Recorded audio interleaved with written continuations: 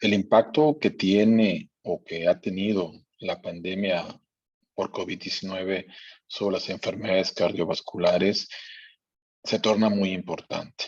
Un dato que hay que resaltar es que la mortalidad cardiovascular, a pesar de la gran mortalidad asociada por el COVID, en el año 2020 permaneció en primer lugar en varios países del mundo, especialmente en México.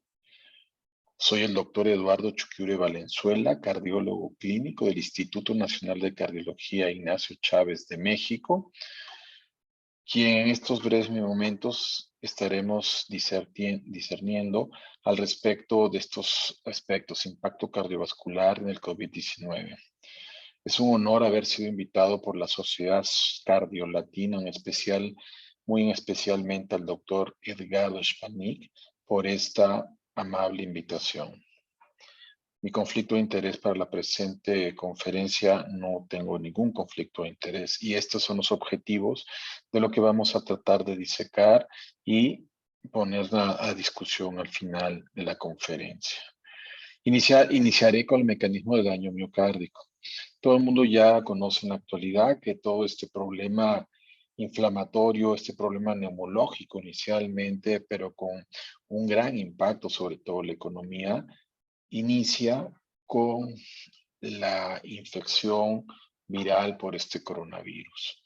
El coronavirus a través del pulmón generalmente ingresa y afecta a toda la economía, resumiendo fácilmente a través de una cascada anómala, exagerada de citoquinas, una cascada inflamatoria en el cual va a tener graves compromiso a nivel de todos los órganos de la economía.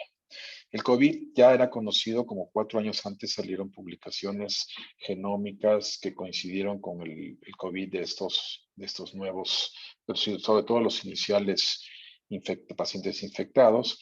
Ya se tenía la determinación morfológica, morfogenética de estos pacientes. Principalmente, el gran problema consiste en la gran o la exagerada replicación del virus y a la vez la elevación de de las situaciones de las citoquinas y reacción inflamatoria que existe. Vemos pues, ¿y qué asociación cardiovascular existe?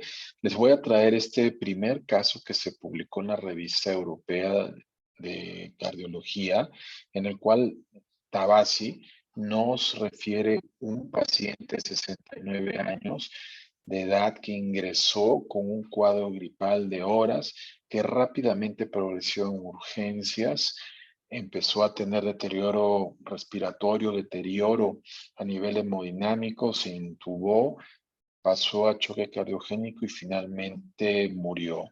Eso fue al principio de la pandemia, cuando todo lo dantesco se veía en Europa, marzo, abril, ¿sí? En el cual el paciente al fallecido se le hacen unas biopsias endomiocárdicas y lo que se va descubriendo es que en el miocardio tenía un gran infiltrado inflamatorio con alteraciones de macrófagos citoplasmáticos, sí, y tenía alteraciones ultraestructurales coincidentes con una miocarditis de manera importante y aguda. Al microscopio electrónico lo que van observando es dentro de las fibras o adyacentes a las fibras miocárdicas están los coronavirus, ¿sí? Un acercamiento a ese terrible virus. Entonces la correlación cardiovascular miocárdica con el virus, pues es la primera evidencia que existe en cuanto a histopatología, pero clínicamente la fuimos viendo, todo el mundo supimos de casos publicados y casos cercanos con gran deterioro cardiovascular. Vamos a tratar de disecar y ver más que todo los mecanismos de acción y los efectos clínicos que tuvieran toda esta terrible asociación. Pues nada, nuevamente la fisiopatología ingresa el virus a través pulmonar y afecta todo lo de economía y nos vamos a dedicar a ver exclusivamente qué sucede con el corazón, qué mecanismos existen para producir daño agudo miocárdico. Ya decíamos que las citoquinas junto con una cardiopatía inducida por estrés. La miocarditis viral, directamente el virus afecta hacia el daño miocárdico agudo. La hipotensión y choque producido horas posteriormente, pues evidentemente involucrarán en alteraciones miocárdicas. Las arritmias, en ocasiones sí tanto producidas por daño miocárdico o como fármacos proarrítmicos, la terrible hipoxia que existe y que vemos en pacientes muy desaturados por problemas respiratorios, el daño microvascular trombótico, en el cual es reconocido y que se observa básicamente en arterias coronarias epicárdicas, ¿sí? Y también la antecedente histórico de enfermedad cardiovascular previa. Todos estos elementos van a hacer un daño directo sobre el miocardio y van a producir alteraciones que vamos a ir detallando.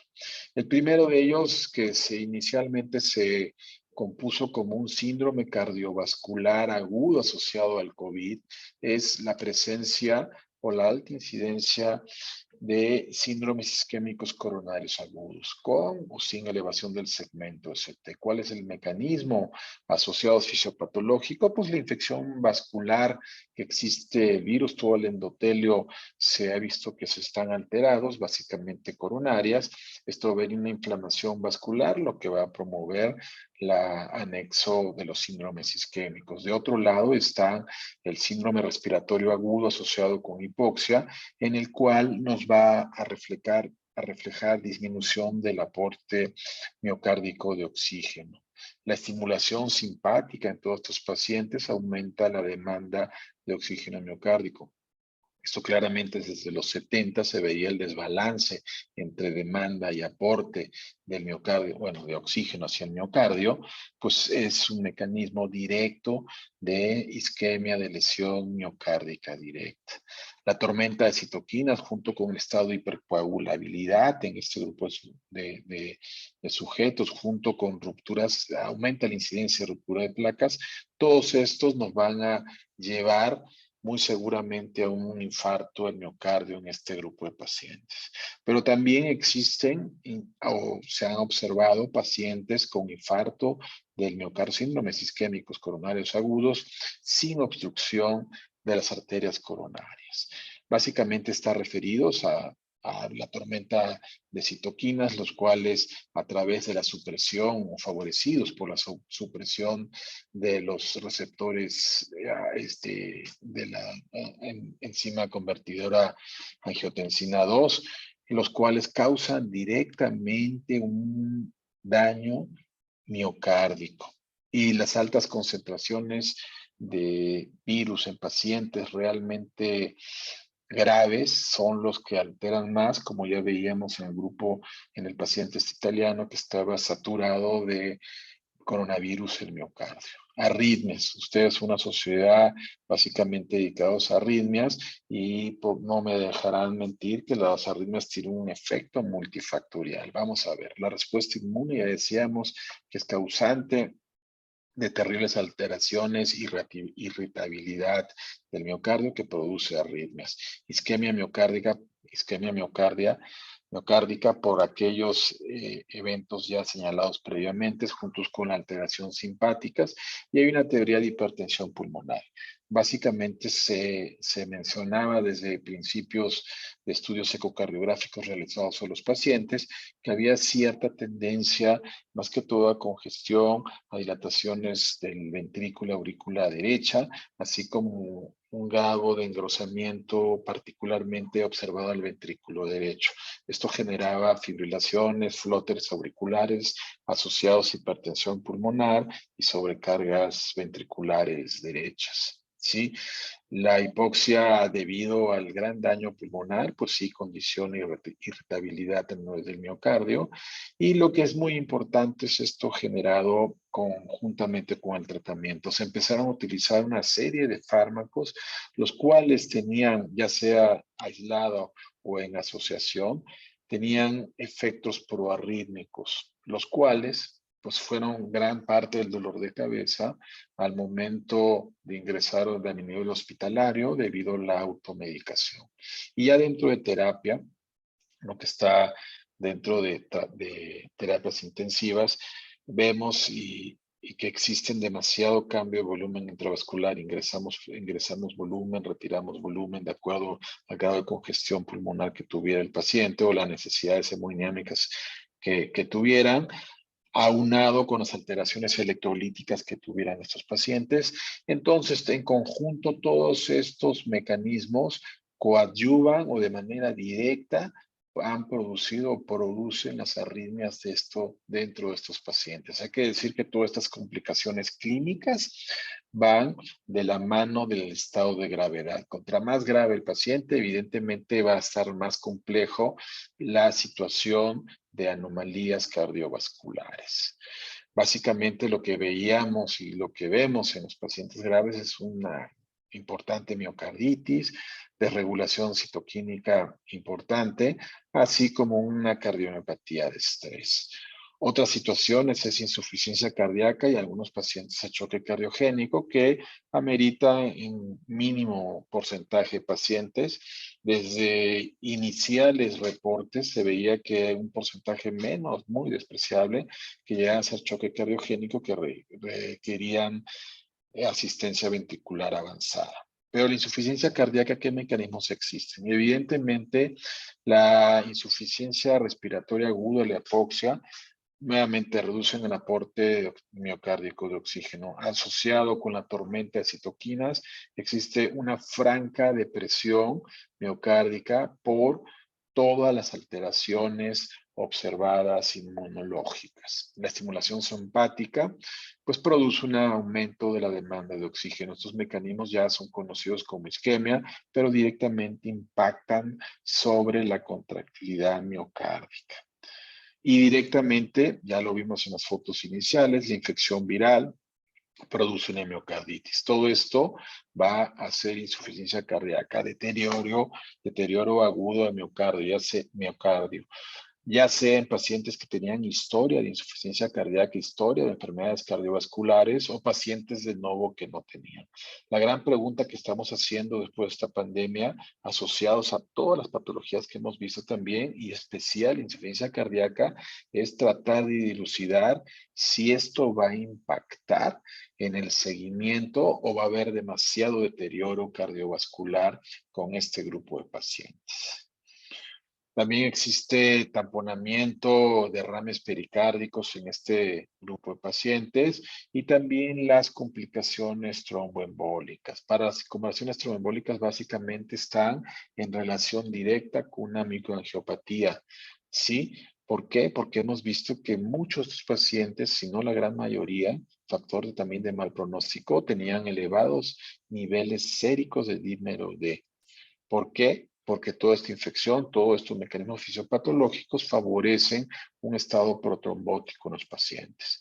Y también se estaban valorando inicialmente fenómenos, mecanismos de tipo de vasculitis que existen por situaciones inflamatorias ya determinadas y observadas.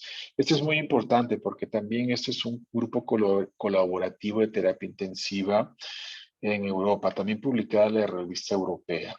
Y ahí observaron en autopsias de pacientes fallecidos por COVID, COVID grave, evidentemente.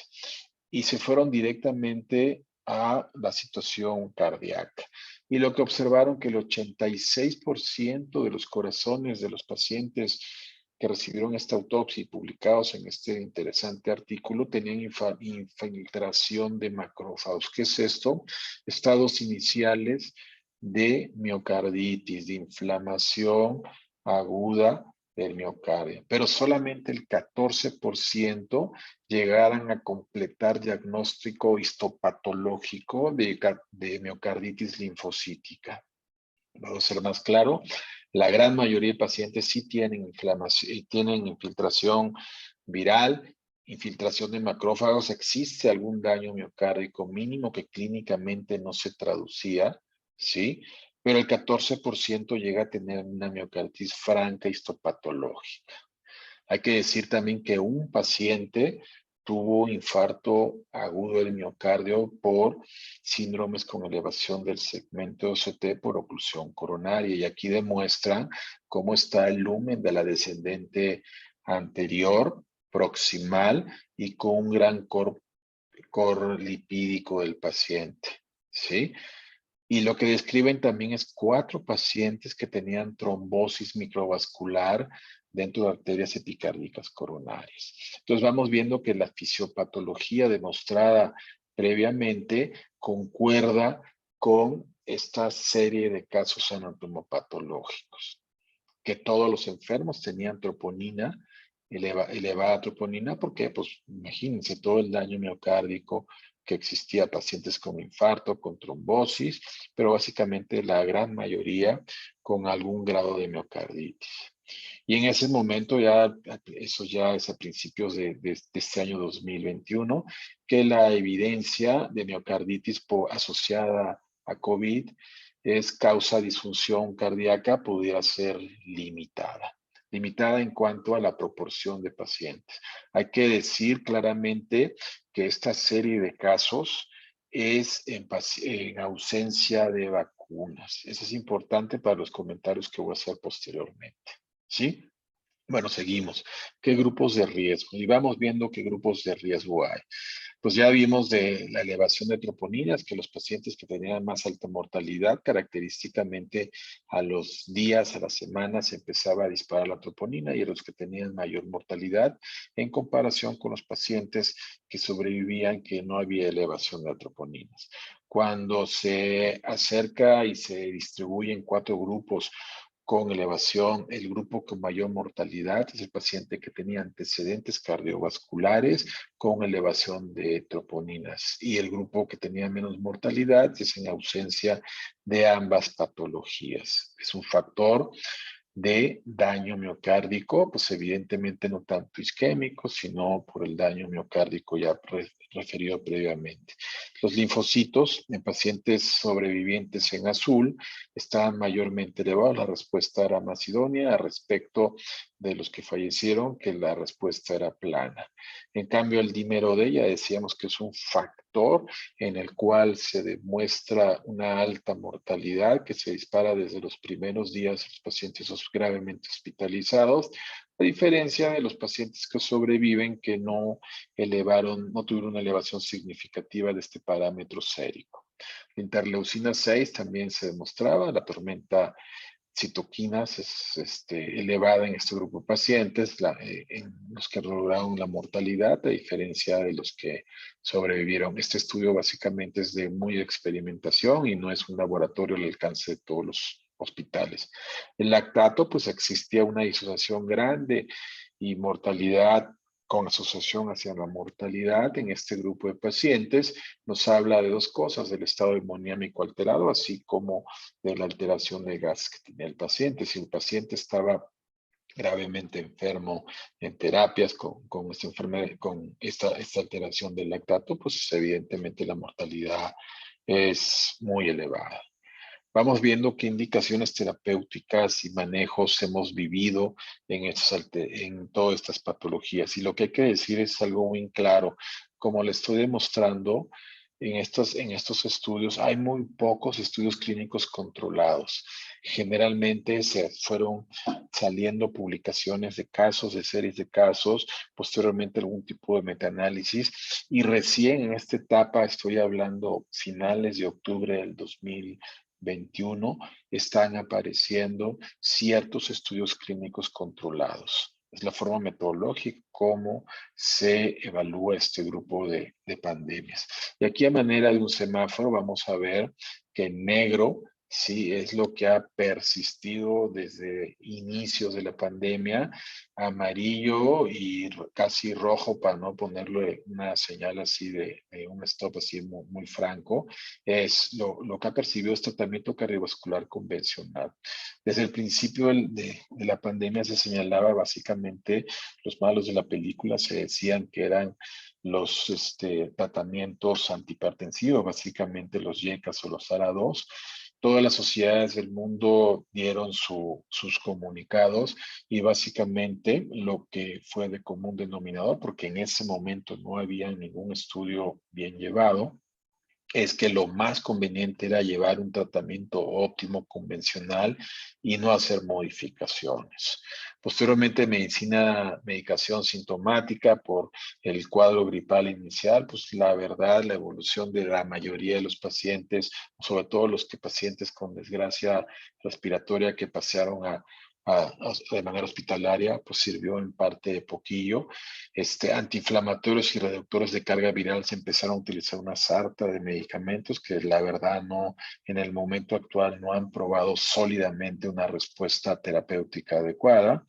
Y básicamente el soporte de terapia intensiva. Cuando un paciente ya pasaba de tratamiento hospitalario, perdón, tratamiento extrahospitalario, tratamiento hospitalario, lo que sí se demostró no es tratamiento directamente antiviral, sino el soporte intensivo en las terapias fue lo que ayudó en la gran mayoría de los pacientes. Vamos a revisar pues estos medicamentos, pero antes de decir que ya en este momento el camino es lo conveniente siempre fue continuar con el tratamiento cardiovascular.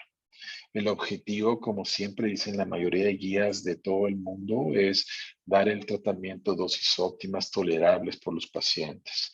En pacientes ya cardiovasculares conocidos, sí, que están ya sumamente educados, como el grupo de insuficiencia cardíaca, una hoja del día en el cual van controlando los signos vitales. Eso se puede ver de manera externa y al momento de las revisiones que se hacen, se puede ir, es una herramienta sumamente útil porque se puede ir viendo la evolución fuera del hospital de los pacientes.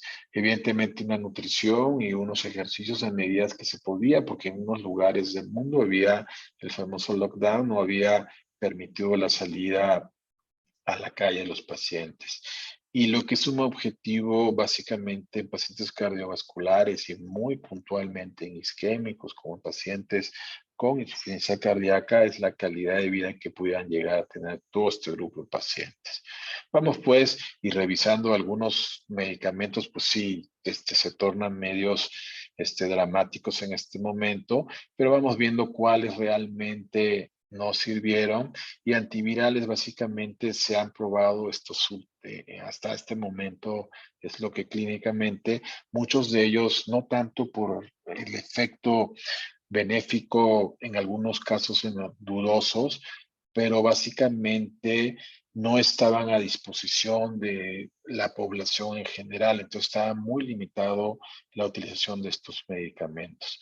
Anticoagulantes monoclonales como el tocilizumab también no estaba muy al alcance de mucha la población en general, y pues la ivermectina es un estudio que prometía inicialmente, pero finalmente con los estudios que se fueron realizando, pues no fue tan sólida su respuesta en mejoría o menos en prevención. Lo que sí, dentro de estos antiinflamatorios, un viejísimo conocido fue el que fue un parte de aguas en la mejoría de los pacientes y básicamente en el control de toda esta desgracia inflamatoria y mejorías pues pulmonares que pudieran haber inicialmente. Fue una batalla que se fue ganando pues desde la trinchera poco a poco y básicamente con viejos conocidos, ¿sí? Lo que hay que referir que en la actualidad se están vacunando, o sea, bueno, la vacuna ayudó en muchos de los países a cierto control de, sobre todo de reinfecciones o infecciones nuevas. Y en la actualidad hay 12 medicamentos antivirales que se están probando.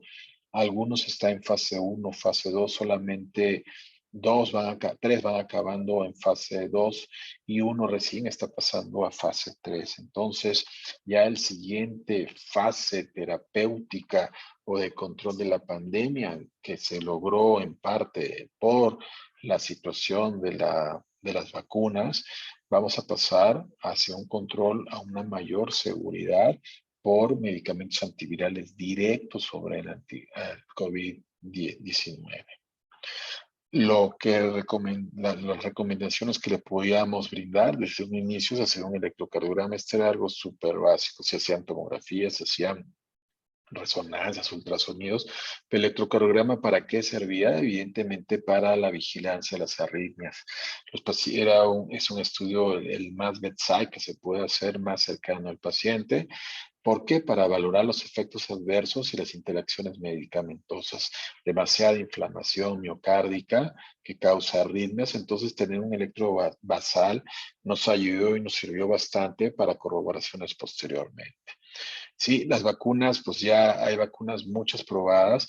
En el momento actual hemos revisado que existe el 49% de la población, pues ahora sí mundial, ha recibido la inmunización con uno u otro tipo de vacunas, casi cerca de 4.000 millones de habitantes. Esto ha ayudado a cierto control y reducción de los tiempos de la pandemia. Más adelante veremos efectos de lo que está ahorita en boga, los efectos de la vacuna contra COVID y problemas cardiovasculares. Este es un artículo publicado a través de la World Health Federation. Fueron muy amables de invitar y coautoreamos al respecto de cómo de manejar este grupo de pacientes en algunos países de recursos limitados como algunos de Latinoamérica. ¿Qué situaciones especiales existen asociadas de esta relación cardiovascular y COVID? Vamos a ver las comorbilidades cardiovasculares, diabetes, hipertensión, insuficiencia cardíaca y miocarditis postvacuna. Vamos viendo pues que la comorbilidad cardiovascular. Primero, este es un gráfico que me gusta también señalárselo a mis alumnos de maestría, en donde se puede ver metodológicamente cómo hay variabilidad y estadísticamente. Vamos viendo pues que en naranja es hipertensión, diabetes en azul y en gris es síndromes isquémicos. Y aquí pongo las fechas como va avanzando durante la pandemia. Inicialmente empezó en Asia, posteriormente en Europa, Estados Unidos y nuevamente en Asia. Y vamos viendo que el 15% tenían antecedentes de hipertensión, 7,4 de diabetes y isquémicos era 2,5. Hay que decir que esta población asiática eran pacientes en hospital general. En Italia es el primer reporte de 49% de pacientes hipertensos y 17% de diabéticos. Estos son pacientes observados exclusivamente en terapias intensivas. En Estados Unidos, en Nueva York, 5.700 pacientes. Y aquí mezclaban terapia intensiva junto con pacientes en sala general. 50%, 56% de hipertensos, 33% de diabéticos y 11% de isquémicos. Y este es el primer estudio multicéntrico con cerca de 20,000 pacientes. Mientras aquí empezaba lo dantesco, que ya había pasado un poco más y pudieron coleccionar un poco de pacientes. Y lo que vemos es que el 20% de los pacientes tienen antecedentes de hipertensión arterial y el 12% de diabetes. Vamos a ver la variabilidad, ¿sí? Y vamos viendo también cada región geográfica y cada tiempo cómo fue cambiando. Esto se llama tendencia hacia la media y es prácticamente la verificación práctica del teorema del límite central. Todo va oscilando a través de una media. Todos estos no estaban errados, no estaban muy dispersos, sino todos van oscilando dentro de la media. Diabetes. Vamos a ver qué sucede con la diabetes y vamos a ver este estudio en el cual vamos a ver inicialmente los pacientes que fueron dados de altas no diabéticos contra diabéticos. Y vamos a ver que la proporción de que ingresaron en terapia intensiva y que recibieron asistencia mecánica ventilatoria fue similar. Donde había algún cierto problema es en el daño renal. Pero vamos viendo en comparación los pacientes que fallecieron, no diabéticos contra diabéticos. Prácticamente había sido un aumento de pacientes complicados o bueno, con una mayor mortalidad, no estadística significativa de diabéticos, donde sí hubo una diferencia fue en cuestiones de alteraciones renales, así como reemplazo de terapia de reemplazo renal. Pero vamos, ¿qué sucede? ¿Qué ha habido? ¿Es asociación o es algo causal la diabetes junto con el COVID? Y voy a referirme a este importante estudio que pues ahorita que se calmen las aguas del COVID hay que volverla a revisar porque es la prevalencia mundial de diabetes. Es un artículo publicado en septiembre del 10 del 19, antes de todos estos problemas. Y lo que vamos viendo es la diferencia que existe entre hombres y mujeres y a través de grupos etarios. Y vamos viendo cómo va avanzando 50 años en adelante la proporción, la tasa de prevalencia de diabetes va en aumento 20%. Es por ello que en la primera ola, en las primeras horas, en los primeros meses de la pandemia, veíamos muy complicados los pacientes diabéticos, sí, de este grupo de edad que fue la que atacó principalmente en estos inicios de pandemia. Entonces, no es que está relacionado, sino en el grupo que mayormente están más expuestos a patologías, se observaban complicaciones asociadas por la diabetes. Vamos viendo hipertensión y en este orden de ideas también le voy a demostrar este estudio del New Haines de Estados Unidos en la proporción de hipertensos en Estados Unidos. Y vamos viendo que es la descripción desde el 99 hasta el 2016. Es evidentemente sin pandemia. Y vamos viendo cómo están los cuartiles a través de la edad. Y aquí fácilmente en rojo y naranja se ven los hipertensos o los prehipertensos. Y vemos que a partir de cierta edad la proporción de hipertensos es sumamente importante. Es por ello que en estos grupos de pacientes con comorbilidades cardíacas, pues existía mucha incidencia de estas asociaciones cardiovasculares y enfermedades crónico-degenerativas. Posteriormente, con las segundas hasta quintas o cuartas olas en algunos países que atacaron en pacientes de menos edad, pues sí se puede ver una comorbilidad poco menos importante por causas estas, que no habían historial cardiovascular, pero importantemente es que todo el grupo sanitario, médicos, enfermeras, terapistas, en fin, todo el mundo ya aprendió cómo abordar adecuadamente la pandemia. En este estudio, en el cual son pacientes ingresados en terapias intensivas, se va a demostrar que los hipertensos contra los no hipertensos, la mortalidad en grupos dañosos era mayormente importante en pacientes hipertensos que no hipertensos, pero también existía una mortalidad sin hipertensión, pero básicamente la edad era un pronóstico asociado a una mortalidad terrible en pacientes hipertensos. También en este mismo estudio de Nueva York se va viendo los pacientes que fueron de alta no hipertensos contra los hipertensos y vamos viendo que la distribución de ingresar en terapia intensiva pues será relativamente muy similar y como veíamos en diabéticos, la proporción de daño renal no era importante. Pero este fue el primer estudio en pacientes que fallecieron no diabéticos contra perdón, no hipertensos contra hipertensos, en los cuales se demostró que la mortalidad en no hipertensos era un poco mayor que en los pacientes hipertensos y que el daño de reemplazamiento renal era pues muy similar. Esto dio a estructurar las situaciones de asociación con estas comorbilidades y básicamente la gran pregunta inicial, los antihipertensivos están asociados con alta mortalidad debido a la fisiopatología por la cual este virus ingresa a gran parte de la economía, ¿sí? Y la pregunta era esa directamente. ¿Los bloqueadores YECAS o los ARA2 causan un aumento de mortalidad? Y en este metaanálisis, pues publicado también en Asia, vamos viendo que la pregunta directa de investigación es YECAS ARA2 contra no pacientes sin tratamiento con estos fármacos, ¿sí? Eran pacientes hipertensos que habían hecho COVID. Y básicamente aquí, tanto no pareado como sí pareado, vamos viendo que de manera significativa se ve que existe unos odds ratios protectores, ¿sí?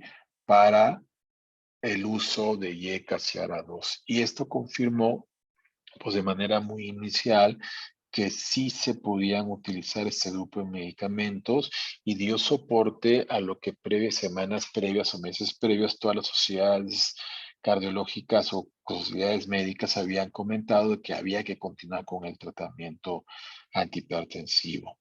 En la mortalidad o en la mortalidad se veía que era menor en pacientes con YECA de manera absolutamente significativa en los pacientes que habían contra no tratados con YECAS o ARA2 a 28 días en seguimiento. En insuficiencia cardíaca, ¿qué anda sucediendo? ¿Qué sucedió en esta asociación? Básicamente se pensaba de manera inicial en un gran riesgo de complicación en este grupo de pacientes, al igual que los pacientes oncológicos, al igual que los pacientes con inmunodeprimidos, pues se pensaba de que esto iba a ser una terrible desgracia en este grupo de pacientes, pero la realidad nos ha demostrado mucho, en la práctica nos ha demostrado muchas cosas. Aprendimos a tratar de valorar a estos pacientes, a utilizar la telemedicina y evidentemente el ajuste terapéutico que tuvo que ver con unas mejorías, sobre todo en pacientes que estaban educados médicamente mejor que otros pacientes. Sí, había que valorar el interior en esos pacientes y básicamente en momentos en los cuales todos los hospitales estaban totalmente reconvertidos a COVID, había que determinar si el deterioro clínico agudo era por la enfermedad por COVID o por la insuficiencia cardíaca, para tratar de evaluar la hospitalización. Y la verdad, la clínica asociada junto con la elevación de los péptidos ayudó bastante para estas consideraciones. Esto es algo lo publicamos en página de la Federación Mundial de Cardiología, donde vemos la prevalencia de pacientes con historia de insuficiencia cardíaca que estuvieron o presentaron COVID. Y vamos viendo que hay varios en todo el mundo, sí, Estados Unidos, en Europa, en Asia, en Italia, en Estados Unidos y en Estados Unidos también, pero estas ya con combinaciones ya de Asia, de América y de Europa. Y vamos viendo también la prevalencia de insuficiencia cardíaca en este grupo de pacientes. Si las estadísticas antes de la pandemia decían que existen cerca de 24 millones de pacientes con insuficiencia cardíaca en el mundo, pues ya se podía estar notando que en esta patología pues se estaban no protegiendo, sino se estaban aislando muchos los pacientes y no se estaban exponiendo, es la palabra, al virus. ¿Qué seguimiento de insuficiencia cardíaca hicimos allá en el instituto con la pandemia, básicamente en este grupo de pacientes? Propusimos un protocolo, ¿sí? En los cuales había que valorarlo los pacientes. Básicamente son pacientes, hay que decirlo, que previamente ya acudían normalmente a sus valoraciones, que estaban entrenados, sí, con entrenamiento clínico de los pacientes en los cuales se sometían con cierta periodicidad a las preguntas clásicas clínicas y de laboratorios. Inicialmente lo empezamos en junio de 2020 cuando estaba el pico máximo de la pandemia aquí en México y el primer análisis lo comparamos con el mismo periodo de tiempo en junio del 2019. Propusimos al comité de investigación y nos aceptó este protocolo de investigación que había que hacerle por telemedicina a través de encuesta telefónica y nosotros propusimos pues, prácticamente en mayo que se aprobó el protocolo, que en octubre calculábamos de que iba a haber un descenso y que pudiéramos hacer una entrevista face to face, pero la realidad es que recién, esto ya lo alargamos un poco más, y recién hace 2, 3 meses en México se puede hacer algo face to face, entonces esto también decidimos seguir el protocolo de investigación que íbamos viendo. Sí, inicialmente hubo una reducción de la clase funcional de manera absolutamente significativa.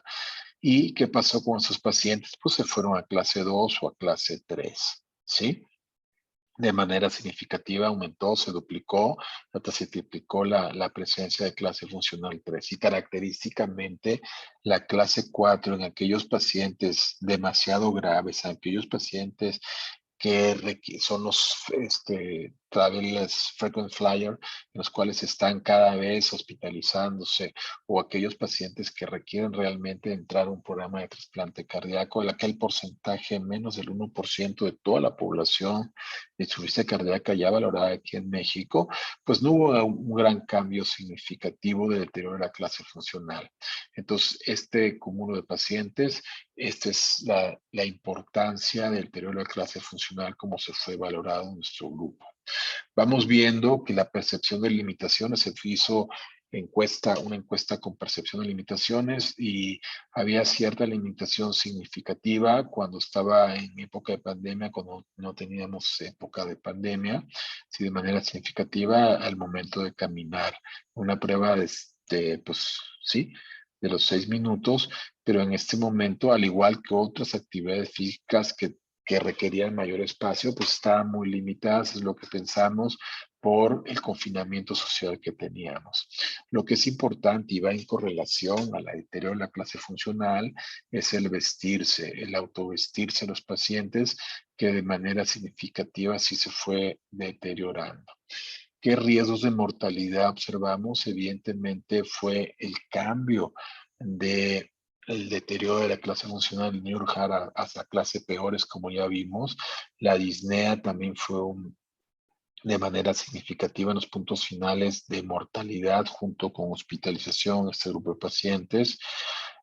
La disnea paroxística nocturna como gran congestión pulmonar, al igual que el edema y angina, fueron factores pronósticos. Y este gráfico es sumamente interesante. Hubo modificaciones en la administración terapéutica de los principales grupos de medicamentos: IECAS, ARA2, beta-bloqueadores, mineralocorticoides y diuréticos. Hay que decir que en este momento de la encuesta, evidentemente no existía la indicación, o no estaba en el mercado la indicación de dar medicamentos SGLT a este grupo de pacientes. Y luego que vamos viendo, lo que más se modificó fueron los diuréticos. Hay que recordar que, de acuerdo a las guías europeas, los diuréticos los apartaron y nuevamente los han traído como pilar principal del tratamiento de insuficiencia cardíaca. ¿Por qué? Porque son los que, aunque la mortalidad está muy, todavía la moneda está en el aire, para unos dicen de que sí, mejora la mortalidad, otros que no hay un impacto significativo en la mortalidad. Lo que sí es significativo son dos cosas: son reductores sintomáticos, sí, clase funcional, más rápidos de pacientes, son los mayormente utilizados y son los que están asociados a una mejoría en la calidad de vida. Entonces, por eso es de que los pacientes que ya estaban súper entrenados decían: reduzco, aumento mi diurético, y de manera controlada por teléfono. Le siguen los YECAS. Los YECAS con inactividad empezaron a hipertensarse los pacientes, o empezaron a hipotensarse, entonces fueron modificados mayormente. Los siguen los mineralocorticoides, seguidos de los betabloqueadores y de los ARA2. ¿Sí? Esto en comparación, esta misma época también se publicó en Londres un estudio de Big Data de todas las clínicas de insuficiencia cardíaca que había en Londres. Entonces, Bromage comparó el periodo 19 contra el 20, y lo que observó es que durante el periodo de pandemia hubo un exceso de mortalidad en pacientes, sí, con insuficiencia cardíaca en comparación con el año previo. Lo que curiosamente se va viendo en estos gráficos en la época del confinamiento, o pues de lo dantesco que pasó en estas épocas en Londres, es que la rehospitalización o la hospitalización señalada en verde en el 19 fue mayor que en la del 20. Vamos, los pacientes con insuficiencia cardíaca en las clínicas de Londres ingresaron menormente que en un año previo. Este es un dato sumamente importante, y que posteriormente, ya cuando se calmen las aguas, como digo, van a ir saliendo. Creo que el siguiente año en el Congreso Europeo y el Mundial de Insuficiencia Cardíaca vamos a ver unos datos mucho más claros al respecto de ello.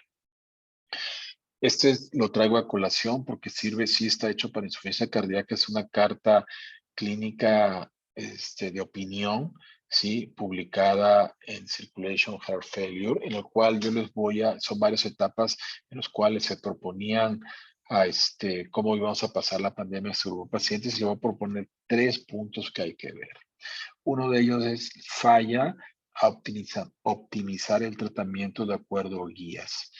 Esto nos va a impactar bastante porque esto ha sucedido a pesar de estar cuestiones telefónicas. Esto va a tomar el precio en manera aguda y su aguda y crónica. El fallo del tratamiento, no solamente en insuficiencia cardíaca, sino en la mayoría de las patologías cardiovasculares, nos va a haber un aumento en complicaciones y sobre todo enfermedades comórbidas cardiovasculares. Y otra es esto, que en todos lados del mundo se vio, y básicamente en México se cayó el índice de trasplantes. Y por cierto estaba muy mermado en México, pues aquí llegó en varios meses pues a cero en trasplantes cardíacos.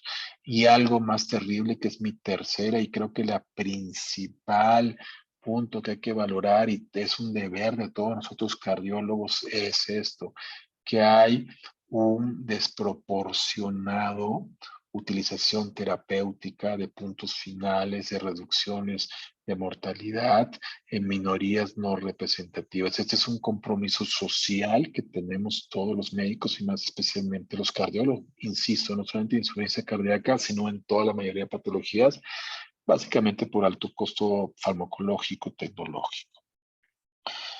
Miocarditis postvacuna, que está ahorita a finales de octubre del 2021 muy en boga. Y han salido varios artículos y voy a referirme a artículos publicados en Circulation como en New England. Y voy a empezar con el riesgo de miocarditis en postvacunados en Israel. ¿Por qué en Israel? Porque Israel fue de los primeros países que tuvieron prácticamente cobertura amplia de toda su población. Y vamos viendo primero hombres y mujeres, cerca de 5 millones en global, primera y segunda dosis de los pacientes. Y esta es la proporción que tuvieron miocarditis asociada temporalmente con la vacuna. Y lo que vamos viendo es que en hombres relativamente jóvenes es el factor mayor riesgo para realizar miocarditis, ¿sí? En comparación con mujeres y en comparación con grupos mayormente añosos.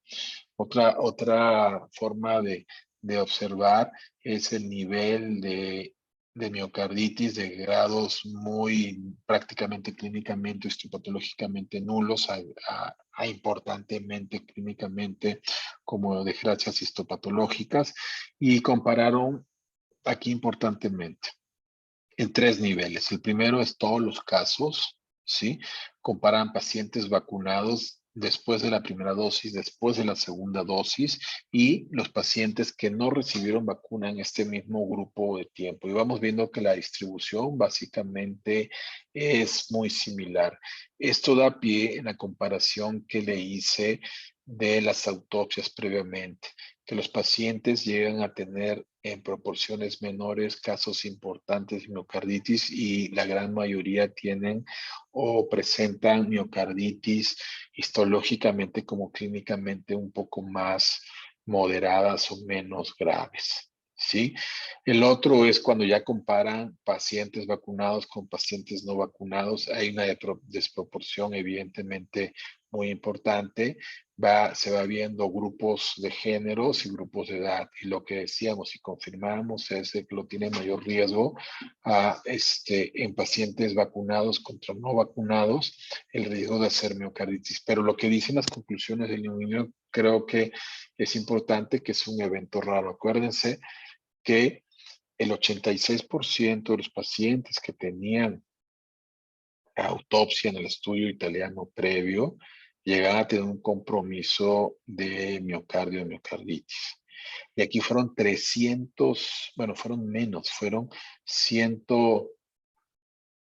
básicamente prácticamente 200 pacientes en 5 millones de vacunados, 200 miocarditis en 5 millones de vacunados. Es un evento un poco raro.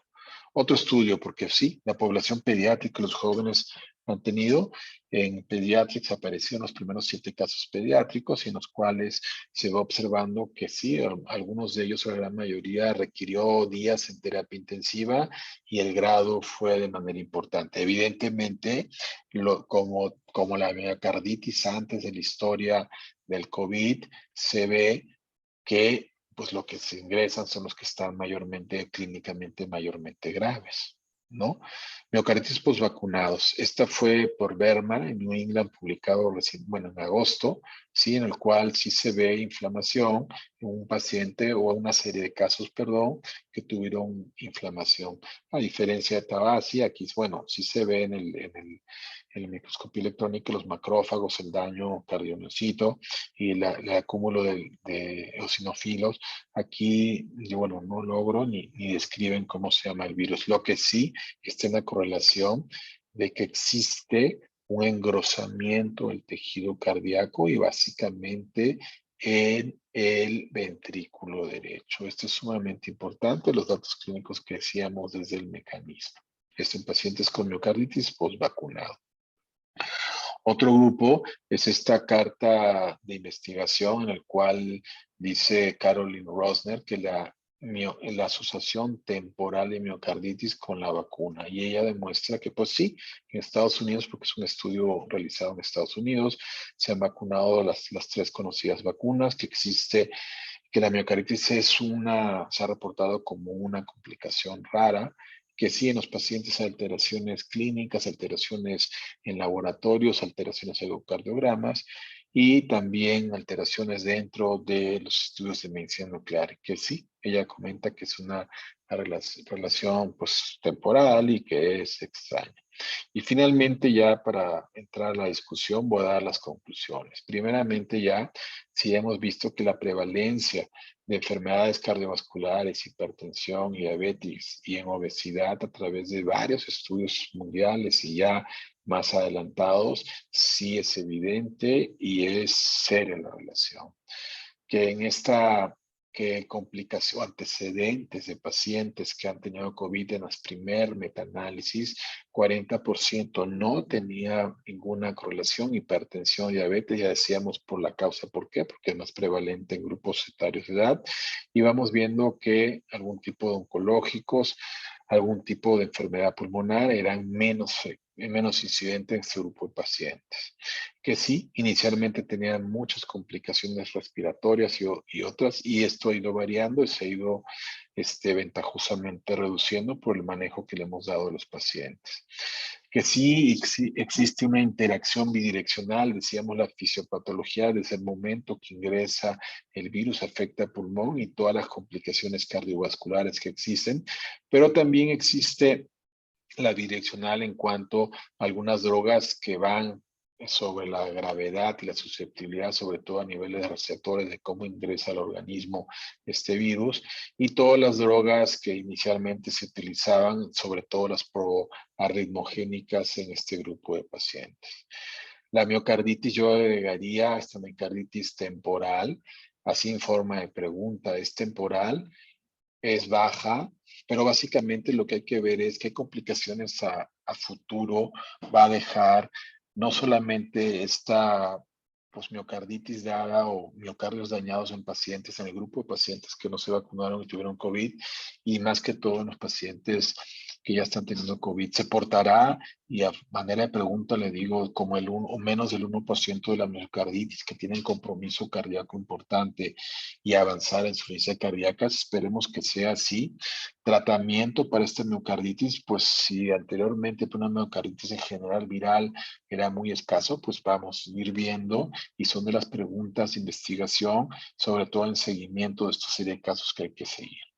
Y finalmente, unas conclusiones personales. Hay que decir que esta es una enfermedad que provoca cambios, que a través de tiempos, a través de regiones, fueron muy diferentes las formas como fuimos observando. En Europa están hablando que ya pasaban la quinta ola, en algunos pacientes de Sudamérica están recién entrando en la segunda ola, en fin. Todos aprendimos y todos nos adaptamos y tuvimos que adaptarnos tanto personal sanitario como pacientes y población en general. Básicamente, hasta el momento actual, insisto, octubre, finales de octubre del 2021, no hay un tratamiento profiláctico, no hay un antiviral ya bien sustentado por un estudio clínico controlado. El aislamiento social, pues es una moneda del aire que en las siguientes décadas, no tanto médicos, sino sociólogos, antropólogos, economistas, en fin, toda la parafernalia que existe en la ciencia, nos dirán si sirvió o no sirvió el aislamiento social. La telemedicina para nuestro caso sí nos sirvió y creo que es un adelanto y es algo que ya venía habiendo. Evidentemente yo estoy a favor del estetoscopio y de estar directamente cerca del paciente, percibir lo que tiene el paciente, pero tampoco no estoy negado a toda la tecnología de la telemedicina. Creo que las dos tienen sus partes y se pueden combinar perfectamente. Lo que sí hay que insistir en el tratamiento óptimo, este grupo de pacientes, todo, ¿por qué? Porque eso repercute favorablemente en la sobrevida, valorar la atención hospitalaria y como toda pregunta de investigación que se resuelve o se trata de resolver sobre nuevas líneas de investigación. Ver bien lo de las vacunas, ver qué complicaciones vamos a tener o de los pacientes y básicamente determinar los nuevos medicamentos para combatir directamente al virus. Creo que esta es la última y por su atención, muchísimas gracias. Estoy total y absolutamente abierto a las preguntas y nos estamos viendo. Muchísimas gracias.